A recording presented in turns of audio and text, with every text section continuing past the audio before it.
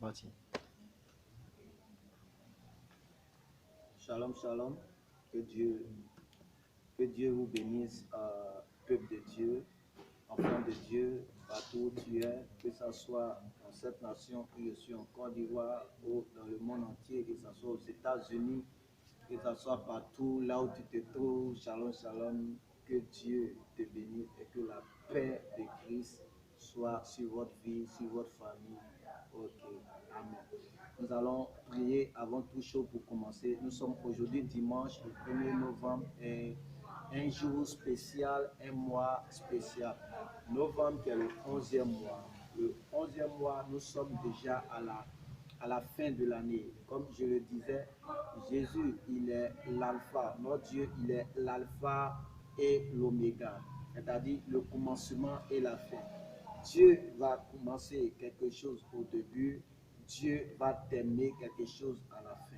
Et même si Dieu n'a pas déclenché le miracle au début, Dieu est capable de déclencher le miracle à la fin.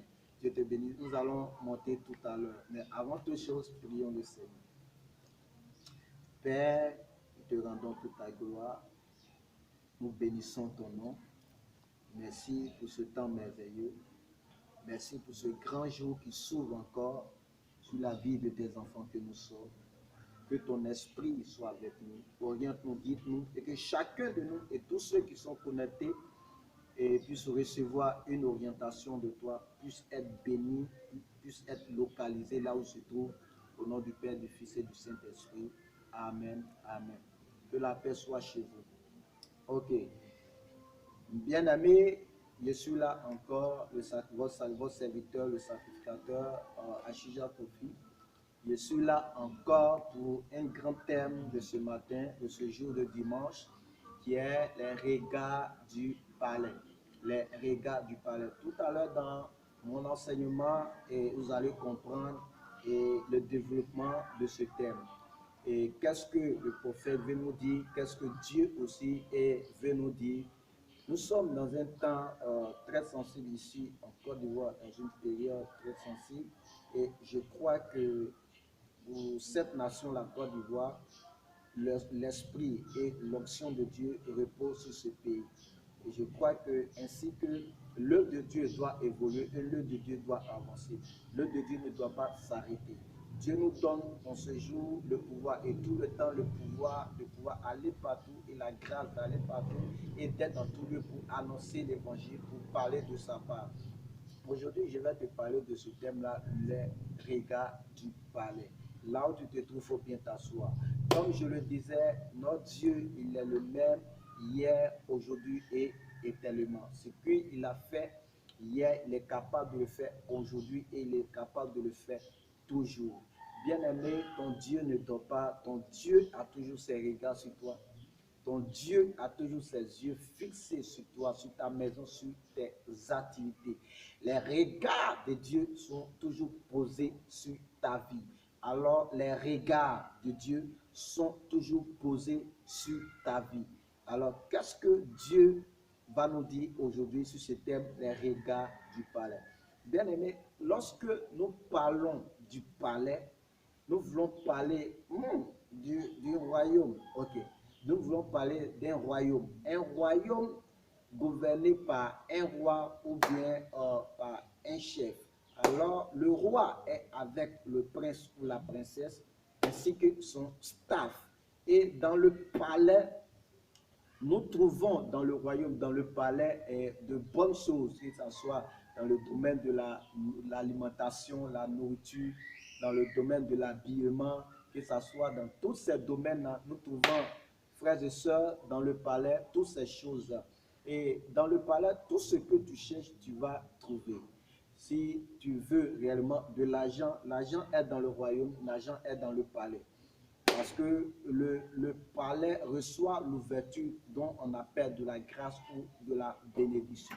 C'est pour ça que quand tu es lié à un membre d'un palais, ou bien tu es lié peut-être au prince ou bien à la princesse, ou même au roi, tu as plusieurs opportunités d'avancer, plusieurs opportunités d'affaires, opportunités de travail, opportunités même dans les finances ainsi de suite dans tes relations, parce que tu es lié au palais. Une manière de te dire que le palais regroupe beaucoup de bonnes choses que l'homme imagine, que l'homme peut imaginer, que Dieu bénisse. Mais aujourd'hui, les regards du palais, qu'est-ce que le sacrificateur cherche à nous dire sur le thème les regards du palais? Et qu'est-ce que Dieu cherche à nous révéler sur le thème les regards du palais? Ok, pour bien comprendre, je vais vous donner une histoire qui m'a marqué. Et lorsque j'ai lu cette histoire, j'étais tellement marqué par cette histoire que j'étais même étonné, très étonné de comprendre que tout cela et tout ceci se passe et se manifeste aussi dans le palais. Waouh! Comme je disais, dans le palais, on trouve tout ce qui est bon, tout ce qui est grâce, tout ce qui est bénédiction, tout ce qui est tant. Quand le roi veut quelque chose, ces choses arrivent au roi. Quand le chef a besoin de quelque chose, alors on apporte ces choses au chef. Quand le prince ou la princesse, bien le staff veut quelque chose, on apporte toutes ces choses-là pour le roi, le prince ou bien le staff dans le palais. Alors je le répète et je le dis, le palais regroupe beaucoup de choses. Que Dieu te bénisse. Il faut bien t'asseoir. La Bible dit dans le livre d'Exode, le chapitre 3, Exode, le chapitre 3, la Bible dit que Dieu se révèle à un serviteur. Dieu se révèle à son serviteur du nom de Moïse. Moïse qui faisait paître le troupeau de Jethro, son beau-père. Mais qui est Moïse? Waouh! Moïse, on a connu Moïse dans le palais de Pharaon. On a connu Moïse dans le palais de Pharaon. Moïse était le fils, je dis, adoptif de Pharaon. Moïse était comme le fils de Pharaon. Moïse a vécu dans le palais, Moïse a vécu dans le beurre, Moïse a vécu là où coule même la grâce, là où coule la bénédiction. Parce que dans le palais, il y a tout. Moïse était bien positionné, bien placé dans le palais. Mais voici un jour où Moïse a quitté le palais. Mais pourquoi? Qu'est-ce que Moïse a fait? Est-ce que Moïse n'était pas satisfait du palais? Est-ce que Moïse n'était pas satisfait du royaume? Est-ce que Moïse n'était pas satisfait de tout ce qu'il gagnait, de toutes ses opportunités gagnait? Mais un jour, Moïse quitte le palais. Moïse sort du palais, étonnant, mais vrai. Moïse a quitté le palais. Pourquoi? Parce que Moïse a eu peur. Le palais utilisait en esclavage le peuple d'Israël. Pharaon utilisait en esclavage le peuple d'Israël. Et voici qu'un jour, les alliés, les soldats de Pharaon ont commencé à frapper les Israéliens ou bien les Israélites. Et lorsque un de leurs a commencé à frapper l'Israélien, alors Moïse, voyant cela, Moïse frappa l'Égyptien et Moïse tua l'Égyptien. Et voici ce qui se passe. Moïse ayant peur il avait peur parce que si Pharaon était au courant de toutes ces choses, alors Moïse pouvait être tué. Alors Moïse quitte le palais. Waouh! Moïse quitte le palais et va dans le désert. Et dans le désert, Moïse s'en va travailler. Dans le désert, Moïse s'en va se lier à une femme. Et donc Moïse travaille pour le père de cette femme. Donc le père de cette femme qui était Jéthro, qui devient le beau-père de Moïse. Et Moïse commence à suivre les brebis, à surveiller les moutons, à surveiller même les bœufs, les animaux de Jéthro. Et dans le désert, Dieu se révèle à Moïse et Dieu dit à Moïse, alors je me révèle à toi parce que mon peuple, mes enfants, tenus en esclavage en Égypte, sont en train de réellement souffrir. Alors j'ai besoin de toi pour aller les libérer. Alors Dieu donne la lourde charge à Moïse, d'aller libérer dans le palais le peuple d'Israël, les enfants de Dieu, les enfants qui étaient tenus en esclavage en Égypte, les enfants de Dieu. Dieu donne le pouvoir à Moïse pour aller libérer les enfants de Dieu, les regards du palais. Waouh, le prophète, qu'est-ce que tu es en train de nous dire? Incroyable, mais vrai, très authentique. Écoutez-moi très bien. J'étais disant que le palais, on trouve tout. Mais pourquoi Hérode, pourquoi Pharaon et ses soldats, pourquoi Pharaon et son staff ont utilisé le peuple d'Israël, mais utilisent le peuple d'Israël pour ses besoins, pour ses biens. Voilà où je veux en venir. Pour vous dire, et voici ce que je suis en train de vous dire. Le palais, c'est bien vrai que regroupe beaucoup de choses, mais le palais fait sortir des choses négatives. Qu'est-ce que je suis en train de vous dire? Dans le palais, nous trouvons beaucoup de choses, mais le cœur du palais est mauvais, le cœur du royaume est mauvais, le cœur du trône est mauvais. D'ailleurs, lorsque un chef meurt, lorsque un roi meurt, on l'enterre avec des soldats. C'est déjà un très mauvais. Et je vous dis, lorsque le roi ou bien le prince veut avoir quelque chose, on utilise en esclavage le paysan, ou bien on utilise en esclavage celui qui n'est pas dans le palais pour pouvoir apporter, pour pouvoir peut-être jouir du besoin du prince ou bien du besoin du roi. Est-ce que vous comprenez le regard du palais? C'est bien vrai que dans le palais, il y a de bonnes choses, mais tout ce qui fait le palais, ce qui pousse le palais à devenir bon, ce qui pousse le palais à devenir quelqu'un, c'est les subalternes, c'est-à-dire les paysans.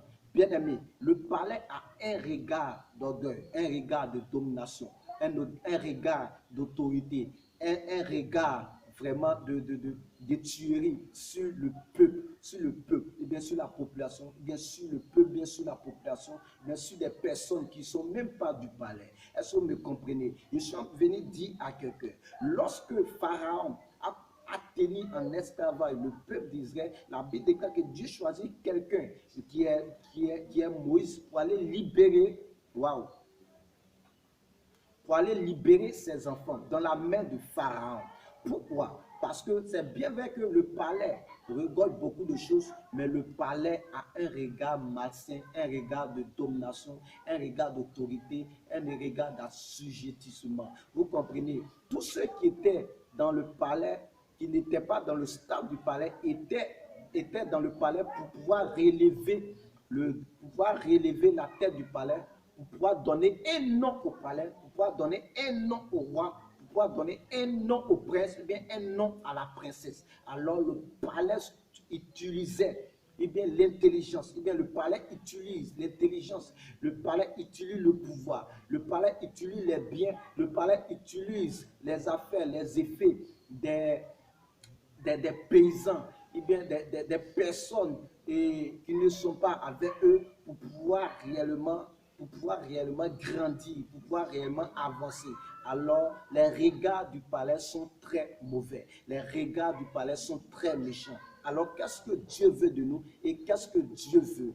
La Bible déclare que Jésus qui devait naître dans un palais, Jésus qui devait naître dans un royaume, Jésus qui devait naître dans un système de gloire, un système de bénédiction, un système d'élévation, un système d'authenticité, d'élévation, de gloire. Jésus n'est pas né là-bas. Jésus s'en va naître dans une bergerie. Et Jésus s'en va dans un lieu qui est sale, dans un lieu où on ne peut pas résister, dans un lieu où un homme ne peut pas y installer, dans un lieu où se trouve, où est couché, où habitent les animaux. C'est là-bas s'en va descendre le petit Jésus dans les entrailles de Marie. Alors, quel enseignement Jésus ou Dieu est en train de nous donner? Oui, c'est bien vrai que nous tous avons les yeux fixés sur le palais, mais il ne faille pas que nous allons directement dans le palais, mais il faille que de zéro, nous devenons quelqu'un de grand, quelqu'un d'important, quelqu'un de puissant.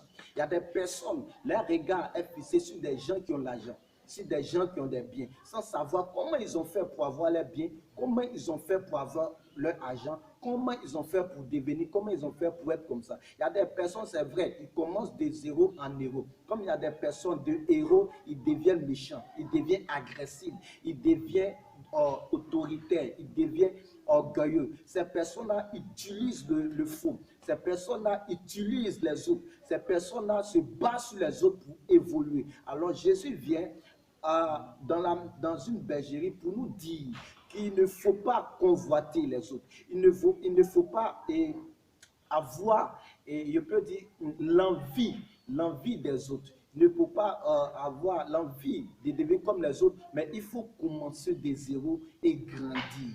Parce qu'en ce moment-là, quand tu commences de zéro et tu grandis, alors tu as une pensée, bien tu as une idée des autres. Alors en ce moment-là, tu sais comment tu utiliseras ton palais, tu sais comment tu utiliseras ton trône, tu sais comment tu utiliseras ton royaume. Mais quelqu'un qui n'a pas souffert et qui devient et qui est devenu quelqu'un, qui est devenu quelqu'un d'important, qui n'a même pas souffert. Alors ces personnes, difficile à ces personnes de pouvoir diriger, je peux dire une nation, diriger un pays, pour pouvoir, difficile à ces personnes de s'occuper, de pouvoir aux besoins des autres. Pourquoi? Parce que ces personnes n'ont pas senti la souffrance des autres. Ces personnes ne connaissent pas les difficultés des autres. Ces personnes ne connaissent pas, et peut dire, les lamentations des autres. Ces personnes ont grandi dans le beurre. Dieu est en train de nous dire, c'est bien vrai que pour quelqu'un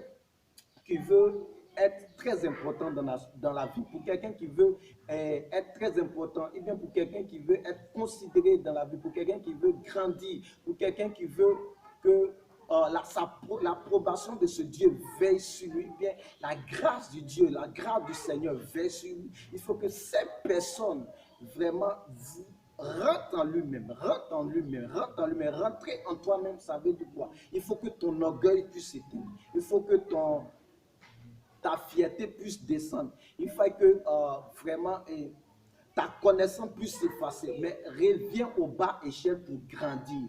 En ce moment-là, tu as un cheminement meilleur. Tu as une vie excellente. Tu as une idée meilleure. Tu ne peux pas utiliser les autres pour pouvoir produire de l'argent. Tu ne peux pas faire du mal à autrui pour pouvoir, il peut dire, avancer dans la vie, avancer dans la société. Il y a des personnes qui ont l'argent, mais leur argent, c'est le sang de l'homme. Leur bien, c'est le sang de l'humanité.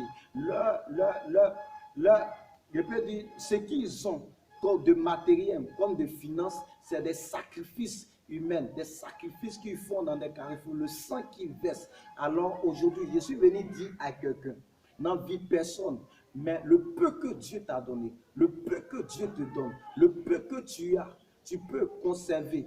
Et ayant foi en Dieu, et grandir demain, et devenir quelqu'un d'important demain. Ne regarde pas celui qui est dans le palais. Celui qui est dans le palais, c'est vrai qu'il a tout, mais il a un cœur mauvais. Mais quand tu commences au plus petit et tu montes, bien aimé, Dieu t'agrée. Tu deviens quelqu'un qui connaît la souffrance des autres. Tu deviens quelqu'un qui comprend les autres. Tu deviens quelqu'un qui peut partager tu peux donner ton argent pour soutenir les autres. Tu deviens quelqu'un qui peut même pousser quelqu'un à devenir une personne d'importance demain. Mais quand automatiquement tu ne souffres pas, automatiquement tu as l'argent automatiquement, tu te lis directement à celui qui a l'argent sans même faire un effort, sans même lutter pour avoir, lutter pour manger, lutter pour gagner ton pain. Bien aimé, c'est difficile pour toi de jeter des regards favorables sur les autres. Bien aimé, je te donne l'histoire de Pharaon pour que tu comprennes quelque chose. Pharaon avait tout. Pharaon a possédé tout. Mais Pharaon avait un cœur mauvais. Pharaon avait un cœur méchant. Pharaon se basait sur les autres pour évoluer. Pharaon se basait sur des personnes pour avoir ce qu'il a. Je te donne cette histoire. Alors Dieu se réveille à Moïse. Dieu se réveille à Moïse. Et Dieu dit à Moïse, va libérer mon peuple. Et Moïse va retourner en Égypte. En Égypte, Moïse va et libère le peuple de Dieu. Qu'est-ce que je suis venu vous dire? Moïse qui avait l'argent, mais Moïse est revenu au plan zéro pour comprendre, ou bien pour connaître la souffrance des autres. Moïse est revenu au plan zéro pour recevoir l'approbation de Dieu. Moïse est revenu au plan zéro pour que son âme reste attachée à la volonté de Dieu. Bien aimé, tous ceux qui ont l'argent, tous toutes ces personnes-là ne sont pas forcément tous dans la volonté de Dieu. La plupart, je suis bien placé pour vous dire parce que j'ai reçu beaucoup de personnes, beaucoup de gens qui ont des moyens, qui ont des voitures, qui ont l'argent, mais qui souffrent. Pourquoi? Parce que ce qu'ils font dans le secret ne plaît pas à Dieu, n'est pas bien au-devant des yeux de l'Éternel. Ce qu'ils font dans le secret est mauvais au-devant des yeux de l'Éternel. J'ai reçu beaucoup de ces personnes-là qui veulent abandonner et revenir à l'état zéro pour bien commencer. Waouh!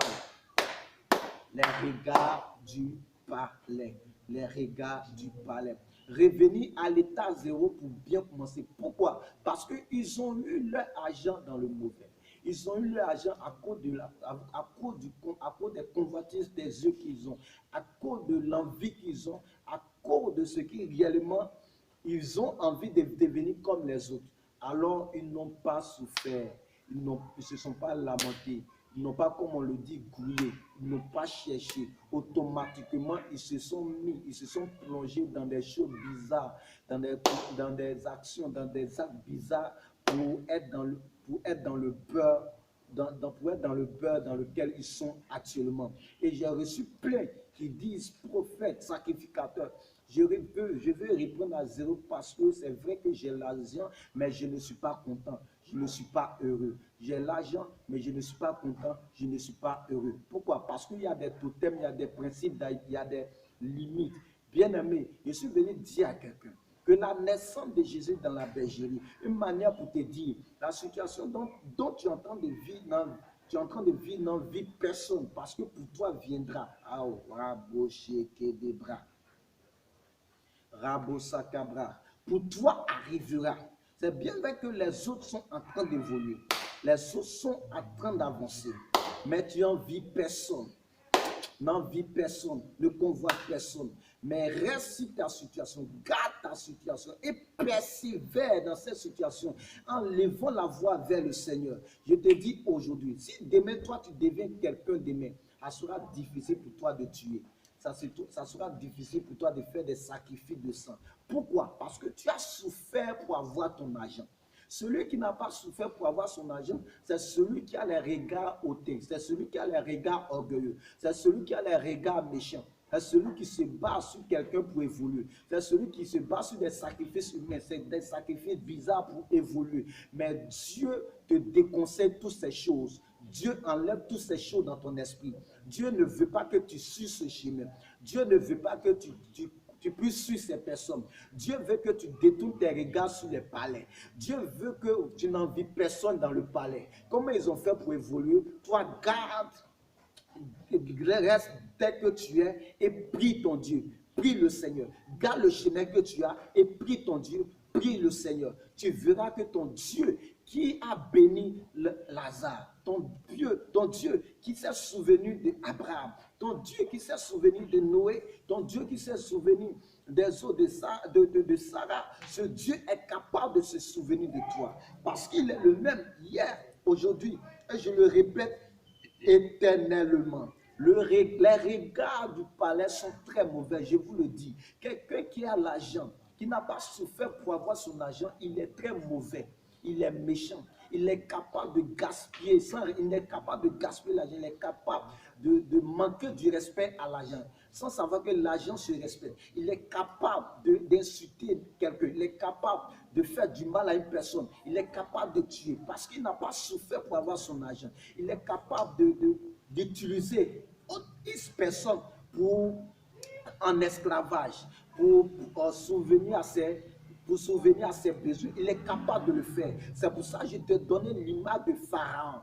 Bien aimé, Pharaon, pour souvenir à ses besoins, il était obligé d'utiliser les autres pour le faire. Il pouvait prendre son argent pour acheter les machines et pour que les autres puissent travailler avec ces machines. Ok, c'est normal. Mais Pharaon ne l'a pas fait parce qu'il ne respecte pas l'homme, parce qu'il était dans le palais. Dans le palais, il y a le beurre, mais les regards du palais sont très mauvais. Que l'histoire de prendre le trône du palais puisse quitter ta tête, puisse quitter ton esprit, puisse quitter ta personne que tu es. Mais ce que tu as, ce que Dieu te donne, c'est pour toi, il faut le prendre. Le fait de vivre, Le verbe de vie, le verbe d'avoir la santé, c'est l'essentiel. L'essentiel, c'est que tu as la santé. L'essentiel, c'est que tu vis. L'essentiel, c'est que tu es en bonne santé. L'essentiel, c'est que tu ne souffres pas. Toi-même, tu es dans ton palais. Mais Dieu est en train de te dire, Jésus est en train de te dire, la situation que tu es en train de traverser est une situation de comprendre le bien et le mal. Mais pour quelqu'un, un matin qui se lève, il a l'argent du monde. Il a tout ce qu'il veut. Un matin qui se lève, il a tout ce qu'il cherche. Alors vous pensez que cet homme va bien se comporter dans la société parce qu'il est béni. Il n'a même pas souffert. Il ne fait pas un effort pour avoir. Remarquez la plupart de ceux qui n'ont pas souffert, de ceux qui ont l'argent. Et remarquez leur comportement. Regardez les manières de s'habiller. Regardez les manières de se comporter. Regardez leur style. C'est eux, vous allez voir partout qui dessinent sur leur corps. C'est eux, vous allez voir partout qui laissent les cheveux, les boucles d'oreilles. Comment un garçon peut porter les boucles d'oreilles de gauche à droite? Pourquoi? Parce qu'ils ne font pas, ils n'ont pas. Mais regardez celui qui a souffert pour avoir son argent. C'est quelqu'un qui sait dépenser son argent. C'est quelqu'un qui respecte autrui, qui respecte les autres. Quand une personne est en train de souffrir auprès de lui, il connaît un peu la souffrance parce qu'il a vécu la souffrance. C'est l'enseignement que Jésus était venu vous apporter. Et Jésus, en venant vous apporter cet enseignement, vous dit, de zéro, vous pouvez devenir héros. Waouh! De zéro, vous pouvez devenir héros. C'est-à-dire de la pauvreté, vous pouvez devenir quelqu'un qui est prospère.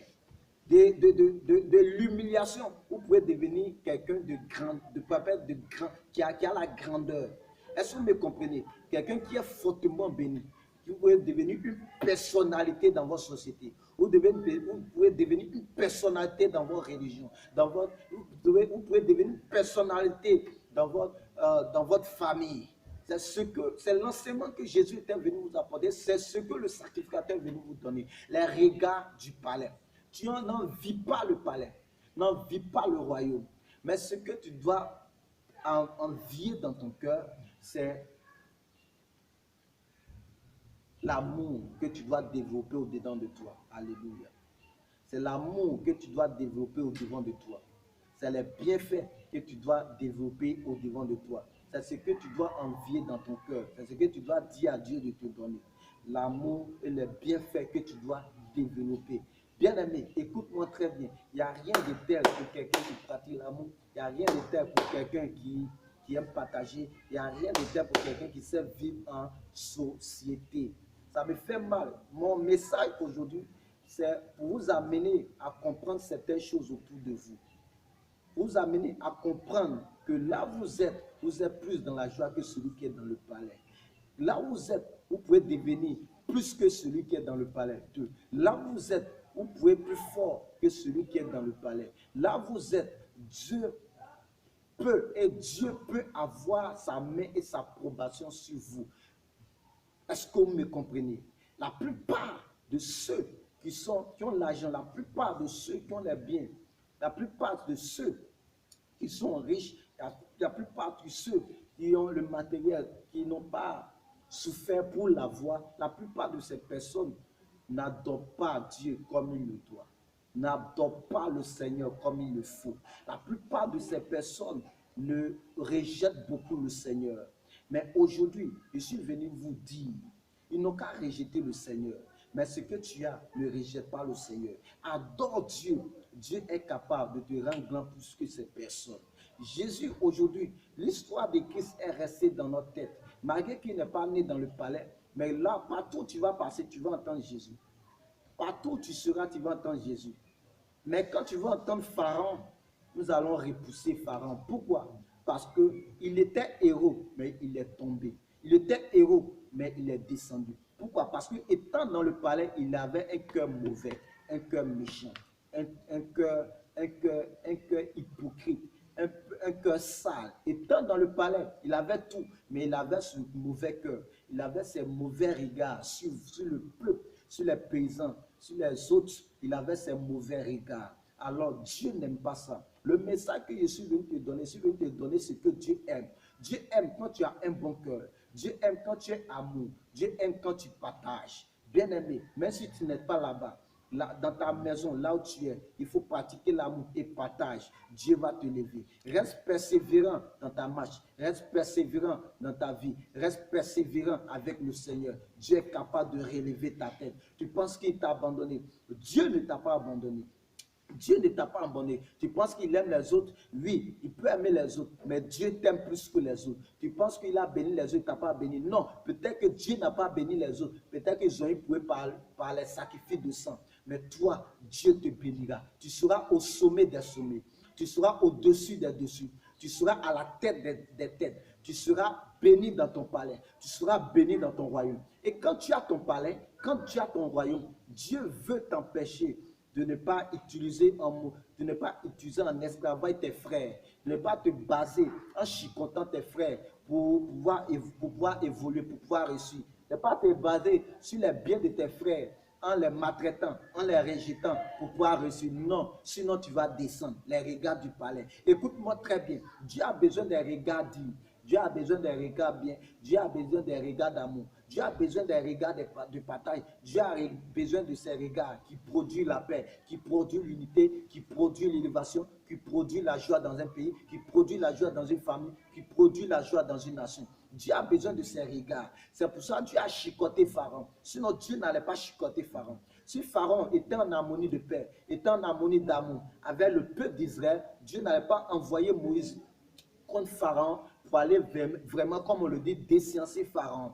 Dieu n'allait pas envoyer Moïse contre Pharaon pour pouvoir détruire toutes ses œuvres, toutes ses réalisations. Dieu n'allait pas le faire. Mais si Dieu l'a fait, parce que Pharaon a des regards orgueilleux, hautains sur son peuple, sur les autres, alors Dieu refuse ça. Ce que Dieu demande, c'est que nous tous devons vivre en harmonie. Nous tous, nous devons vivre la main dans la main. Nous tous, nous devons vivre.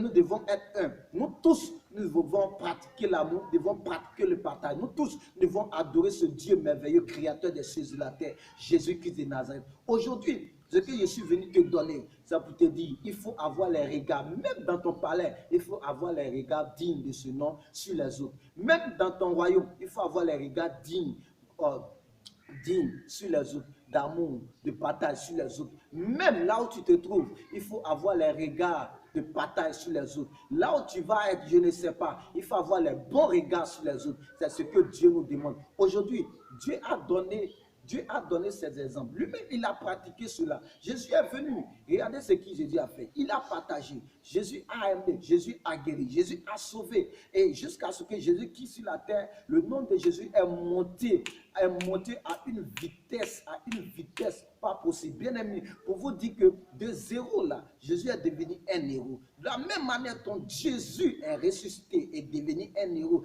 c'est de cette même manière, tout ce qui était difficile pour toi, toutes ces choses mourront et tu deviendras un héros. Pourquoi? Parce que tu connais la souffrance des autres. Pourquoi? Parce que tu connais les difficultés des autres. Pourquoi? Parce que tu connais les lamentations des autres. Étant héros, tu peux les aider. Étant héros, tu peux les soutenir. Étant dans ton palais, tu peux les élever. Étant dans ton royaume, tu peux les soutenir. Tu peux les aider. Aujourd'hui, s'il vous plaît, ce que tu as, il faut conserver ça. Mais avec la persévérance en Christ. Il faut regarder Dieu, car Dieu est capable de changer ton histoire. N'envie pas les autres, n'envie pas les autres, n'envie pas les autres. Car Dieu est capable de changer ton histoire. Il suffit de te concentrer en lui. Il suffit de tourner tes regards sur lui. Il suffit seulement de l'appeler. Tu verras ce qu'il fera. Les autres ont eu, c'est vrai, mais toi, cherche pour toi. Je te le dis, les regards du palais sont très mauvais. Et je répète, les regards du palais sont très mauvais. Et je répète, les regards du palais sont très mauvais. Jusqu'à ce que je développe plus, il y a bien expliqué, il y a bien développé. Dans le palais, on peut avoir tout. Mais quelqu'un dans le palais peut être mauvais. Quelqu'un dans le palais peut être très difficile à comprendre. Alors, toi qui travailles les temps difficiles, Dieu est en train de t'amener à comprendre les autres, afin que si tu deviens un héros, tu puisses soutenir, puisses aider. Que la main de Dieu soit sur quelqu'un, que la grâce de Dieu te localise. Aujourd'hui, nous allons prier le Seigneur. Tu vas prier le Seigneur là où tu es, tu vas dire merci à Dieu. Que Dieu, la situation que tu es en train de traverser, que Dieu chante ton histoire. De héros, que tu te mets en héros. Il est la voix et prie le Seigneur. Peut-être que tu envies les autres. Pendant que tu es en train de prier, je parle. Peut-être que tu envies les autres, mais tu ne connais pas la provenance des bénédictions, bien des gloires des autres. Mais Dieu seul le sait. Mais ce que Dieu te demande, c'est que tu sois persévérant de ce que tu as. La difficulté que tu es en train de traverser, reste serein, reste persévérant, car Dieu est capable de changer ton histoire. Élève la voix et prie le Seigneur. Que Dieu te bénisse. Tu vas mettre la main droite sur ta tête comme moi et tu vas répéter après moi. Parce que je vais prier et je prie pour tous ceux qui ont les cas difficiles, les situations compliquées. Je vais prier pour ces personnes, pour que les situations soient déclenchées, pour que les situations soient débloquées. Alors mets ta main droite sur ta tête et répète après moi. Seigneur Jésus, en ce jour, je lève ma voix avec toi parce que tu es mon sauveur, mon Seigneur personnel. En cet instant, Seigneur, voici ma vie, voici ma situation. Je prie enfin que tu te souviens de moi, que tes regards soient sur moi, que tes regards soient plongés sur moi. Seigneur, j'ai envié les autres, parce que les autres ont l'argent, parce que les autres ont les biens, parce que les autres se sont mariés. Seigneur, j'ai négligé ma personne, mais tu viens de me dire que les autres ont été bénis. C'est vrai, je ne sais pas comment ils ont été bénis, mais je dois me concentrer sur moi-même et de suivre mon parchemin. Car en traversant les difficultés, en traversant les problèmes, je suis en train d'être enseigné, je suis en train d'être orienté, je suis en train d'être formé. Alors Seigneur, je crois en ce message que tu es capable de m'élever, que tu es capable de te souvenir de moi. Seigneur, merci parce que tu me bénis au nom de Jésus. Amen. Soulève tes deux mains, je prie pour toi maintenant.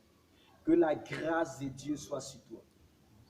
La situation difficile que tu es en train de traverser, que Dieu transforme cette situation difficile maintenant en une très bonne situation pour toi. Si les finances sont bloquées, que les finances soient débloquées au nom de Jésus. S'il y a des concours qui sont bloqués, des échecs, alors que Dieu annule ces échecs et que tu puisses obtenir ton concours. Si tu attends l'argent pour quelque chose, alors que Dieu se souvient de toi. Pendant que je parle à certaines personnes qui reçoivent la visitation là où ils sont, à certaines personnes qui reçoivent la visitation, il y a une notion de changement sur vous, une notion de gloire sur vous, une notion de transformation sur vous, une notion de transformation sur vous. Mon esprit arrive quelque part, je suis en train de voir les liens qui sortent d'une personne. Cette personne, depuis qu'il met son activité, à chaque moment que son activité cherche à évoluer, ça tombe. À chaque moment que son activité est sur le point d'évoluer, ça tombe. Alors, à compter de cet instant, Dieu m'amène pour prier pour toi. Je brise le lien qui te retient encore en arrière et j'attire l'onction de l'élévation, l'onction de gloire, l'onction de témoignage sur ta vie au nom de Jésus. Pendant que je suis en train de prier pour ces personnes, Dieu m'amène sur quelqu'un qui ne fait que répéter d'échec en échec. Alors je déclare ton miracle. Ton échec se coule et ton échec prend la place du succès maintenant.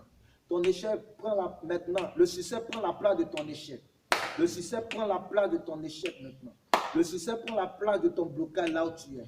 Maintenant, ton échec se coule maintenant et tu vas de témoignage en témoignage, d'élévation en élévation au nom de Jésus.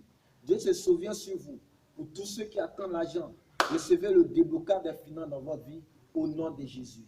Amen. C'est fini pour aujourd'hui, dimanche. Je pense que ce jour est un jour bien bénéfique, bienfaiteur pour vous. Que la gloire de Dieu soit sur vous, que l'un de Dieu soit avec vous au nom de Jésus. Amen.